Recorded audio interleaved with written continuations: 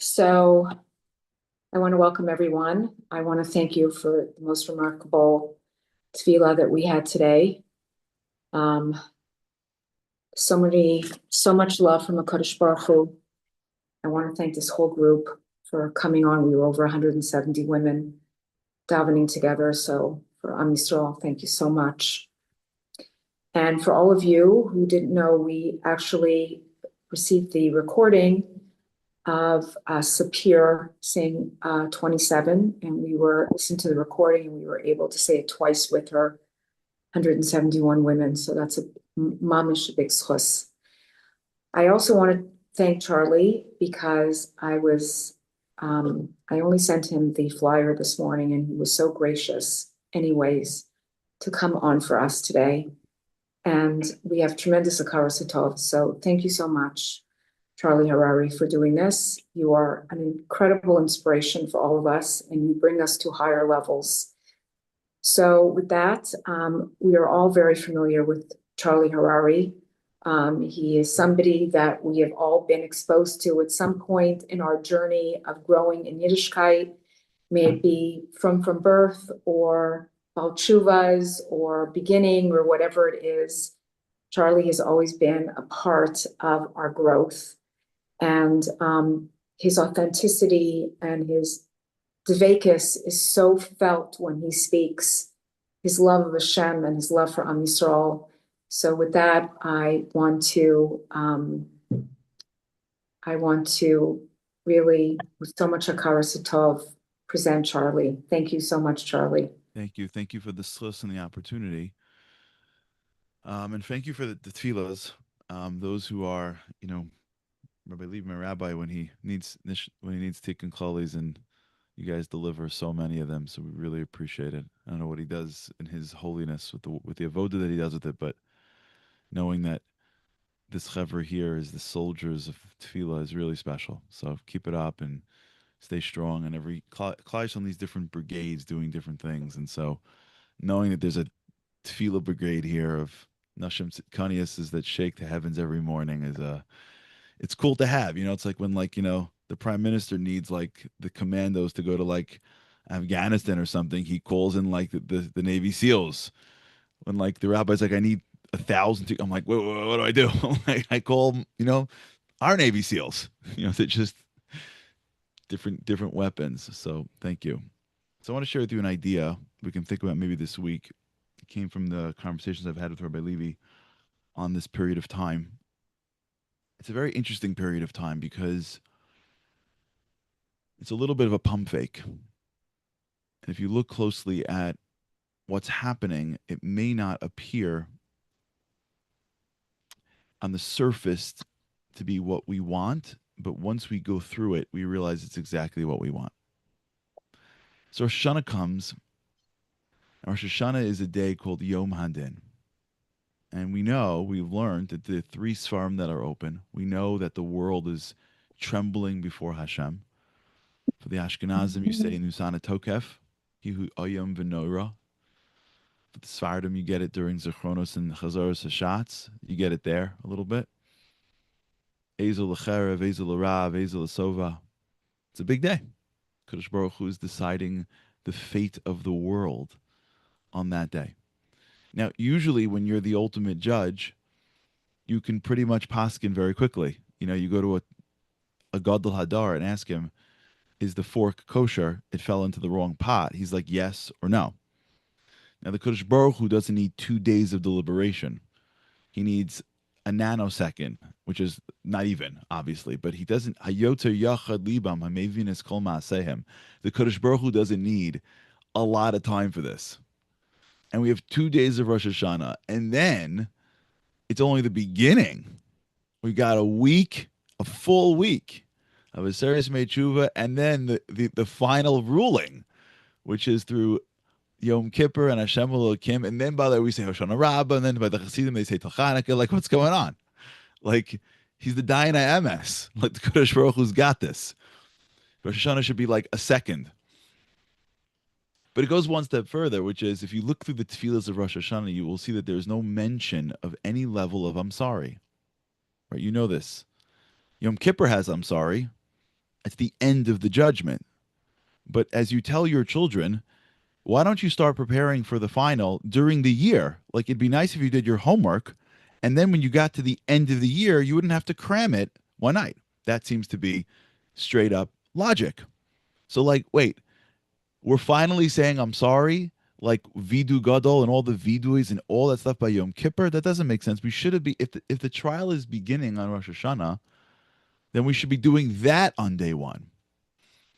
But if you get to Rosh Hashanah, what you find is that Rosh Hashanah is filled with Malchus. It's all there is. It's just Hashem, Hashem, Hashem, and there's nothing to do with us. So what's happening? What's really good? Based on my conversations with Rabbi Levi, and you guys are connected because you are part of this. So you may have heard some of this before, but let's delve a little bit into this. You may have heard this from me before in the past, but I think one of the greatest challenges that we face as a nation is the Greek virus. What's the Greek virus? The Greek virus is the beginning of Hellenism that came to Klal Yisrael during the era of Alexander the Great.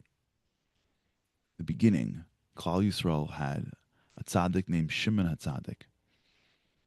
During that time, Alexander the Great saw him, met him, didn't destroy the base of English, but started to bring to Eretz Yisrael the ideology, the hashkafa of Hellenism. Now, understand something. When Alexander the Great went to conquer the world, he wasn't in search for property. He was on shlichus. Him and his Rebbe Aristotle decided they were going to change the world, but they were going to change the world by enlightening the world. You see, until that period of time, every human being understood that for them to survive, they would need a god. Even by the Goyim, they were bowing to gods. They were sacrificing to gods. They were putting their kids through fire for gods. When Moshe and Aaron came down to see Paro didn't say we're atheists. He said, Mi Hashem asher eshma b'kolo. I've got 100 gods that we serve. No one would ever not serve a god. Who had the gall to think they're going to survive a winter without a god? Okay, it was rain, wind. It wasn't great. It was Avodah Zarah, but at least it wasn't humans. What the Greeks brought to the world is a new type of avodah. Listen closely. Listen to this. The avodah that the Greeks brought to the world was the avodah of self. The God was man. The body was worthy of worship, which is why the Olympics were created, to worship the body. The mind was the most impressive thing that they can ever fathom, which is why philosophy exploded. That which is mine, which is why on Sundays they would bring people, especially for the Greeks and to the Romans. The Romans and the Greeks are part of the same mishpacha. Romans are the Einaklach. They would bring slaves and pit them in front of hungry lions. It's all part of the same yesod. The yesod is that we're no more living in a world where man is created in the image of God. We're now creating a world where God is created in the image of man. Greek gods were created in the image of man. And what we're going to do now, Aristotle brings to the world, is enlighten the world and show them that the center of their life is themselves. Now, you can have a deity, but the deity works for you. And if you don't like this one, you go to the next one. Greeks had hundreds of them.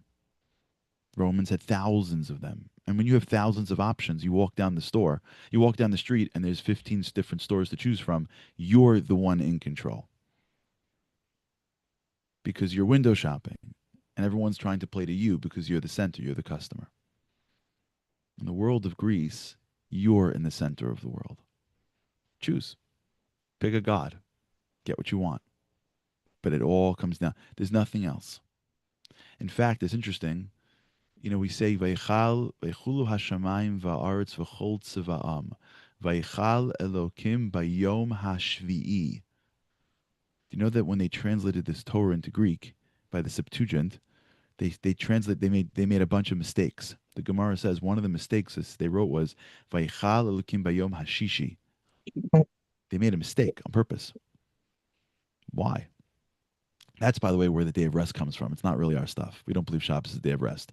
One good Shabbos shows you that you need Sunday to recover from Shabbos. It's not a day of rest. The reason we think it's a day of rest is because they made a mistake in the Septuagint that it's 6 days of working and 1 day of rest. And the Septuagint became Christianity, which became Judeo-Christianity, which became America. So now people think, what's Shabbos? The day of rest. The reason why they translated it wrong was because they knew the Greeks didn't believe in anything but themselves. And if they wrote Beichal Elokim Bayom Hashvi'i, Hashem worked on the seventh day, then they would make us work on the seventh day. Better let them think that Hashem worked 6 days and give us Shabbos off. Nothing exists but that which you touch. Nothing exists with that which you feel. If it's not something you can sense, it's not real. Science, mind, philosophy, sport. That's real. Soul, God, anything that you can't sense is not real. This took place a long time ago. And from the second that Alexander dropped his virus on Klal Yisrael, it spread like wildfire. And for years in Eretz Yisrael emerged a group of people called Hellenists that spent most of their time trying to outplay and outperform and hurt and persecute Torah, to the point in which at the end they brought in a man named Antiochus. You may have heard of him because that's the Hanukkah story. But it never ended. It never ended. It went to Europe in the package of Christianity. It went into America in the package of Judeo-Christianity in the West. So if you're born and you're living in the West, wherever West you're living in, whether you realize it or not, what you have inside you is what's called the Greek virus. And if you don't think you have it, then you are at the highest risk. The virus says you're in the center. It's how you feel. She didn't say thank you to you. You invited them for Shabbos, and they didn't even compliment anything you made. Not one. I don't feel like I am valuable. He has more. She has more. When it will be by me. I've been davening and davening and davening, and he hasn't been saying yes. What am I davening for if Hashem doesn't say yes? We should be zocheh that we'll have all our tefillas answered. But how many times have you heard yourself say, all of us, I've been davening, I don't have an answer. I don't have a yes. What do I daven for? Which means in English, if he can't answer me when I want him to answer me, what do I need him for? He works for me. You hear someone say, there's a God, what happened to October 7th? You know what that means in English? It means if he's not protecting people, why do we need him? That's why he's here. He's here to protect us. So why do I daven for? I daven because I'm ordering from Hashem what I want. It's called Amazon.God. He works for me. I know exactly what I need. We're all like this. I'm like this, like crazy. I know this Greek virus because it's all over me. I'm like leading of the Greek virus board. But when we think this way, we can take Hashem. By the way, the Greeks had gods. You can take Hashem and make him a Greek god in a second. In a second. If he's not delivering, if the world's not delivering, I'm angry. I'm jealous. I want to be comfortable. These are all manifestations of I'm in the center. And you know why I'm doing tshuva now for? If I were doing tshuva because I wanted to go back to Hashem, I'd probably be doing tshuva in August or February or every day of my life. The reason why I'm doing tshuva is during a service made tshuva is because somebody told me as a little kid, you don't step up now, you're going to lose. Don't mess with Hashem on Yom Kippur. Like, trust me. So we got to go to 400 chizik events to get us to like daven for 2 days to not mess with Hashem. And we all know that feeling you get when you break your fast on Matzah Yom Kippur and it dawns on you that you don't got to do this for a year. That's simcha. I'm out. Now all I got is sukkahs in front of me. That's eating and chilling and relaxing. I like that part of Judaism. That's the fun. Chag Simchasenu. I'm done with the whole Hashem's in town, tshuva. Everyone's as I'm talking, I'm thinking back in my head. I'm talking to like a bunch of like holy women. Everyone's like, "What are you talking about? I love Yom Kippur." I'm like thinking I'm the only dude in the room that's like off here. So I'm happy to be that guy. Like I'm speaking to like Tzadekis is looking at me like, "What?" That's what happens when you invite the guy on the thing. Or Levy says, "You know what this period of time is about? Just give me just a few more minutes. You know what this time's about? It's about the hardest thing you can ever do in your life. The hardest and most important decision you will ever make in your life is one. Don't make it two. It's one. Don't make it 50, because then it'll be zero. The only question we have in our lives is who's in the center of our lives. That's it. That's it. And the more that answer is not a fake, the more it's real, the more we live our purpose. The only thing that we have is the question of who is the Melech? Who's the Melech of my life? The din on Rosh Hashanah is not whether or not you did the right thing or not. If it was, we'd be saying, I'm sorry. The din on Rosh Hashanah is whether or not I have a Melech or not. The Kodesh Baruch Hu's like, wait, I built the place. I got a lot to do, and I got a plan, and I got a lot of resources. But who's in my kingdom? Like, who's a part of this? Anybody? Hold on, that guy. Oh, you're the Melech of your family? That's your wife? Those are your kids? Oh, they're not doing what you want? And you're upset? You're makbid? Ah, you're a melech? Hatzlacha. I have this thing called Teva. I built it for free will. Most of the world works on it. Good luck. Hope it works out for you. And you're my kid. Tzed l'derech. Anybody? Anybody here think that I'm the melech? Does anybody here wake up in the morning and say, holy cow, I'm an absolute zero and I have nothing?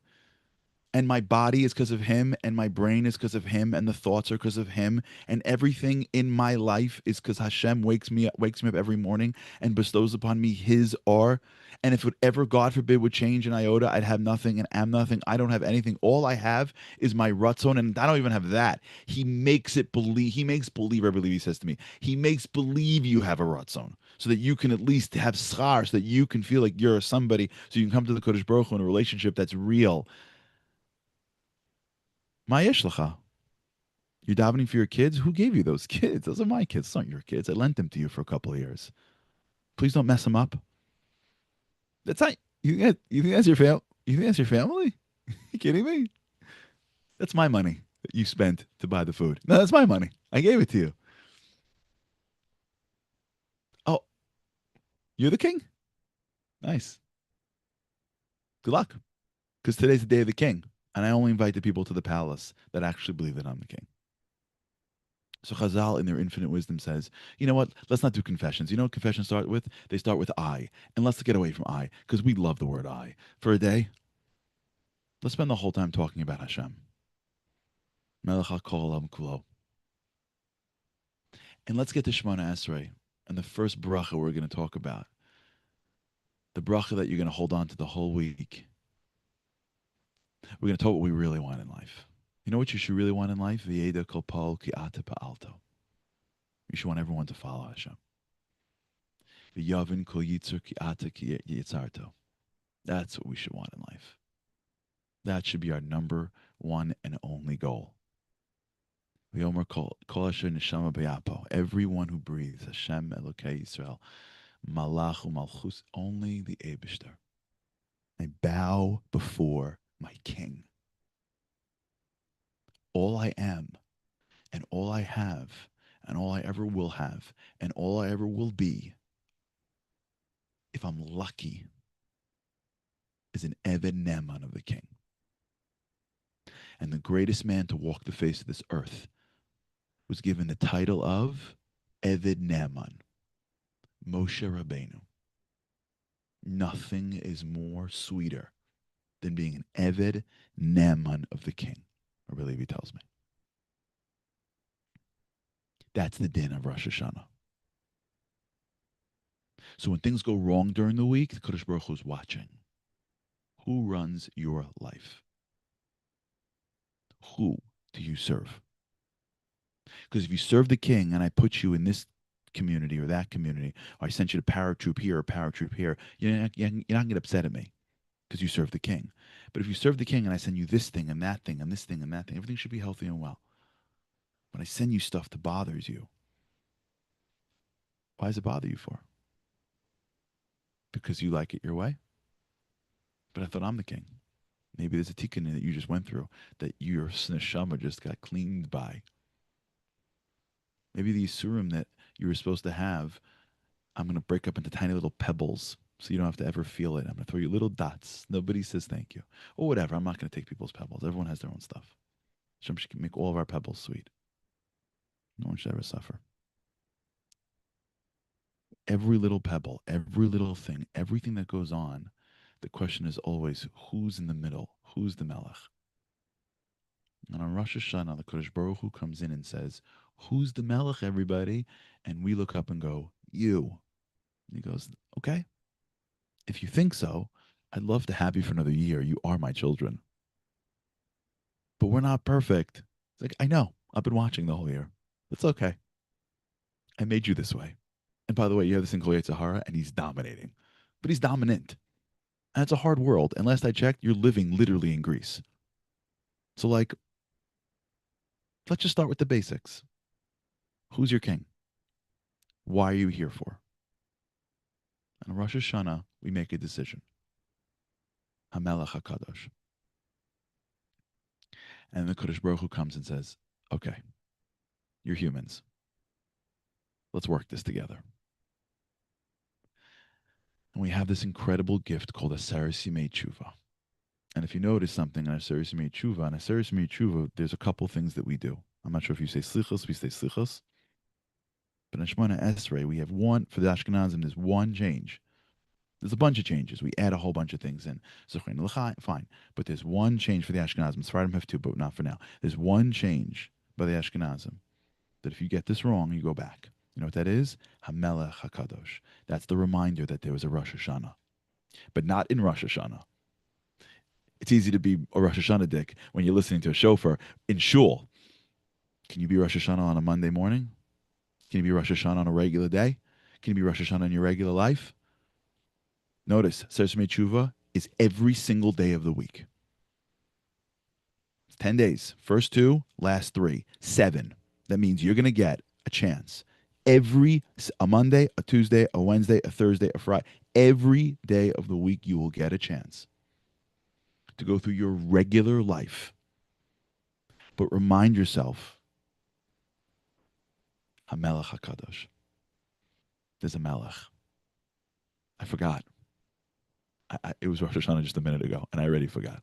And how many people actually remember that we had Rosh Hashanah yesterday? It was a distant memory to me. Because like the day starts and your life comes back and the world comes rushing back to you. And now you're back in a world.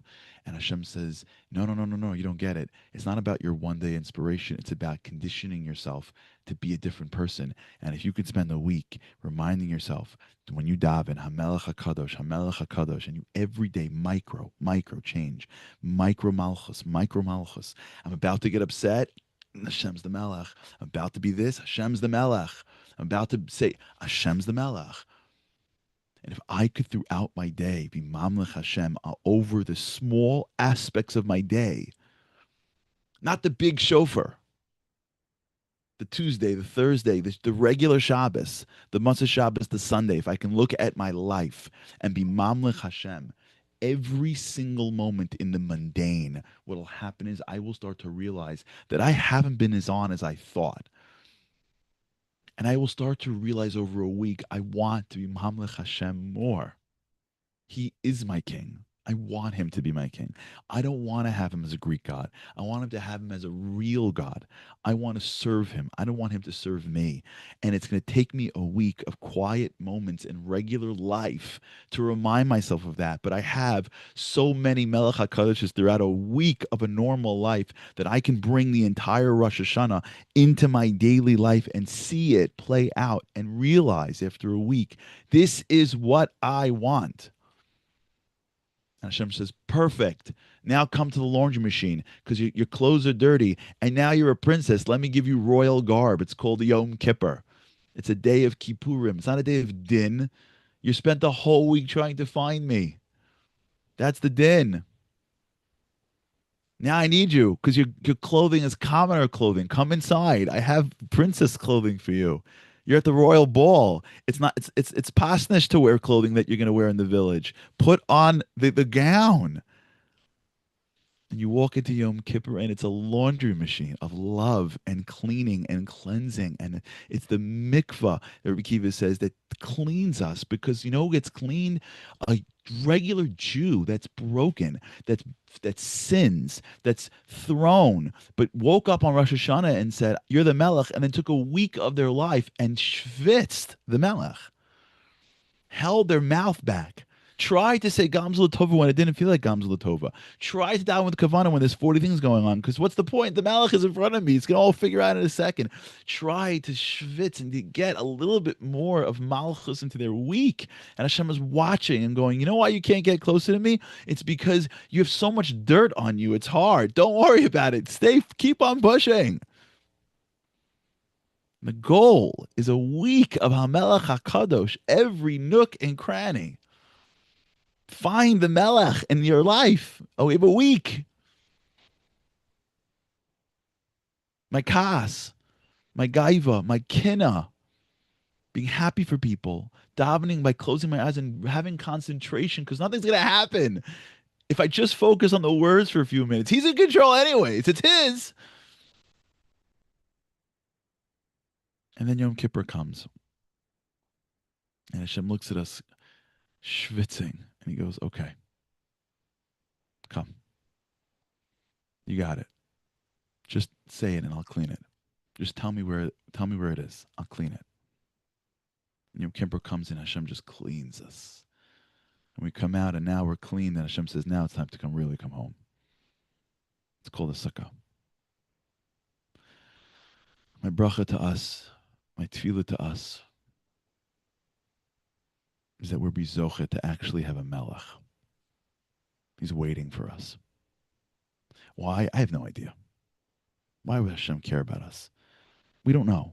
Doesn't make any logical sense, which is why the Greeks are panicking when you deal with this philosophical problem. But guess what? We're Jews. We don't need to have Greek philosophy. We have a Muna Pshuta.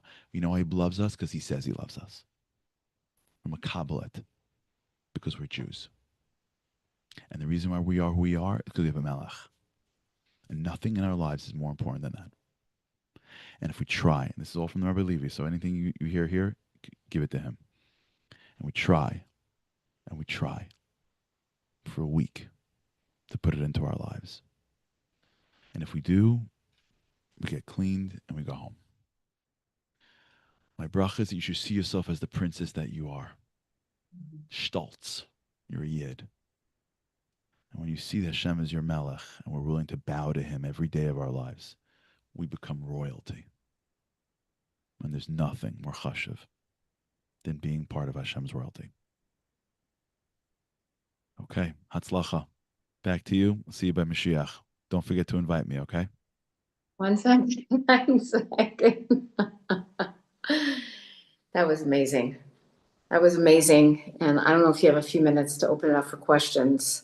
I have 5 minutes, if that's okay. Okay, so I just want to say before I just open it up, I was talking to somebody today. We were talking exactly about the concept of melech, and the concept of melech is so deep. It's such a deep concept that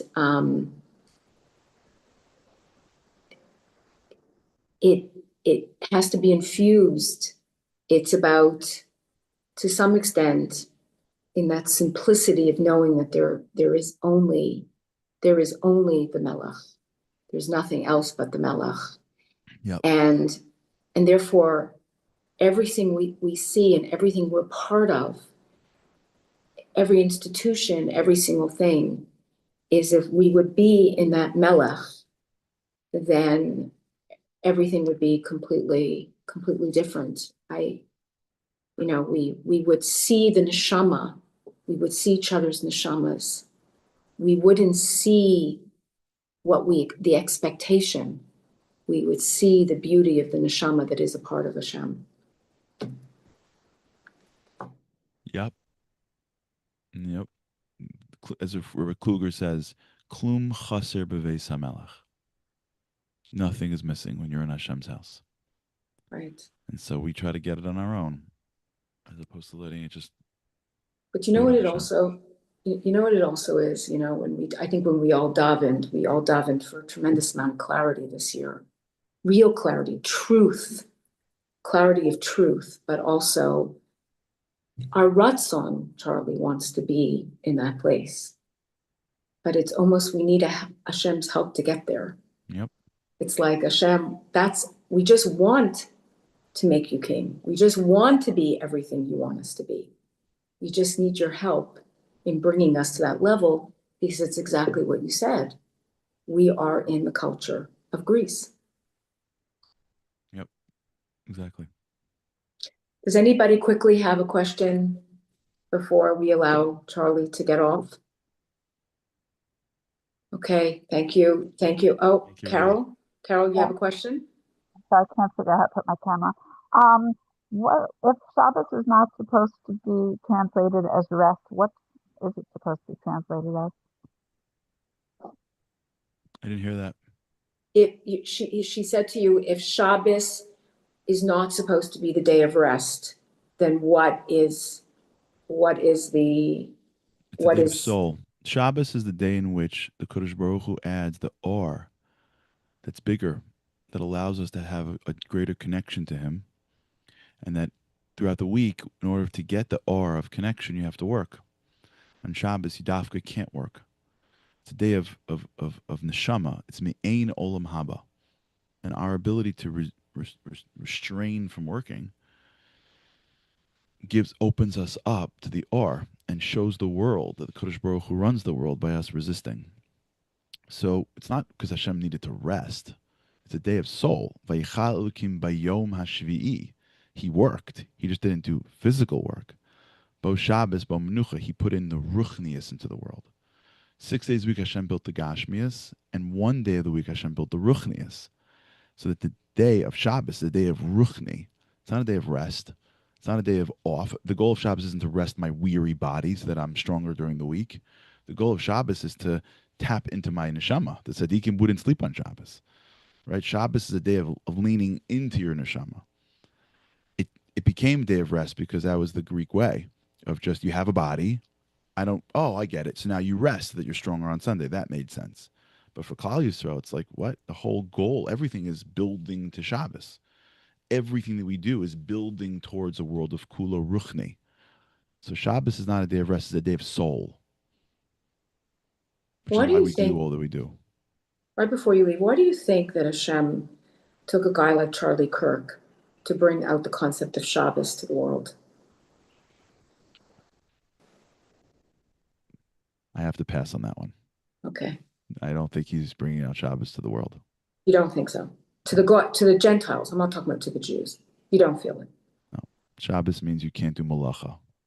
Right. Shabbos means you follow the Torah. Right. I think Charlie Kirk is adding a level of appreciation for Judaism. Mm-hmm. For God. And in their way of God. Right. For another, maybe you'll invite me back. We'll do that another time. Did you see what happened to Dennis Prager? Did you see? You haven't seen what you haven't seen? But no. He fell and he's paralyzed from the neck down. Yeah. Wow. Okay. Thank you so Wait, much. I have a question. Sure. Aliza, go ahead. Thank you. First of all, thank you. I'm the lady from like 20 years ago that you helped my son who had a broken arm in the hotel. We were doing like a day inspire. Baruch Hashem, he's amazing today. So you definitely inspired him. And there was many other pieces in his life, but you were part of it. Thank you. I wanted to ask you, how do you help? I mean, we all go out of temporary insanity, but how do you inspire or enlighten somebody or clarify reality about this idea that you're mentioning about that we're living in the Greek culture to people who just are who don't see it. You have to live it more and more and more. Think of yourself as a light. And so if you're shining at 10, watts, then you'll hit a certain amount of area around you or a certain amount of depth of that which is next to it. And if there's people around you that are still in the darkness, there's a way to, you can talk to them, but really, really it's making sure that your light's stronger. And when you have a certain light, listen, darkness always is dispelled by light. The Greeks, it's nothing. It's imagery. Beautiful. Only Torah is real. And as you grow and as you shine and as you clarify the malchus and as you clarify your dedication to Hashem, it becomes addictive a little bit. It doesn't make any sense. So once they're thinking through this and going, what? And you're so clear and so right and so grounded, you're not. They live the Greeks live in a world of confusion. It's darkness. It's choshech. That's why Hanukkah's in the dark. It just looks. It's imagery. Your clarity, your strength, your groundingness of who you are as a yid, as you grow, Bani Daiti, you start to make people more and more curious, and then you can influence them more. I apologize. I have a 10 o'clock. I have to run. Thank you. Thank you, everybody. So much. Thank you so much. This was amazing. Thank you so much. Thank you. Amen. Amen. Thank you so much.